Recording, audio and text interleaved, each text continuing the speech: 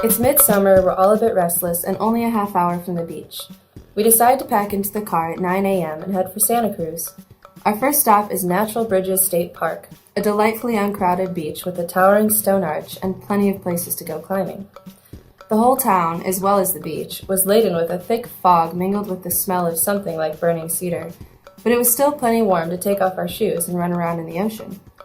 Molly, like an athletic mermaid, jumped rope with kelp before the group got soaked with a salty wave while attempting a group picture.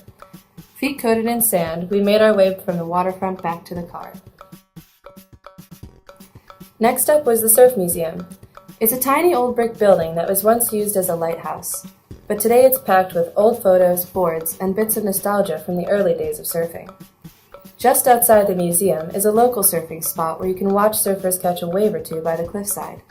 We posed like a Beach Boys album cover before this dude reclaimed his board and hopped off the cliff into the waves. After the beach, we pile in the cars again and head to a taqueria in bustling, eclectic downtown Santa Cruz. We sit with our huge burritos, homemade chips, and contemplate the rest of the day. Ruben heads across the street to Old School Shoes, returning promptly with ridiculously fashionable high tops. Intrigued, we all opt to go shoe shopping ourselves.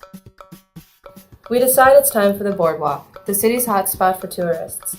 Once in the gate, we head straight for the Giant Dipper, the oldest, most famous wooden roller coaster at the Boardwalk, and it's still as thrilling as the day it was built 85 years ago. We continued our stroll along the boardwalk, weaving through crowds, eating ice cream and churros, sunbathing, and watching the children pulling their parents along to the next ride. Walking from the boardwalk over to the wharf, we met a man playing a didgeridoo for the people passing by. Here, Albert tried his hand at fishing, and Belinda climbed aboard a boat she found on the pier.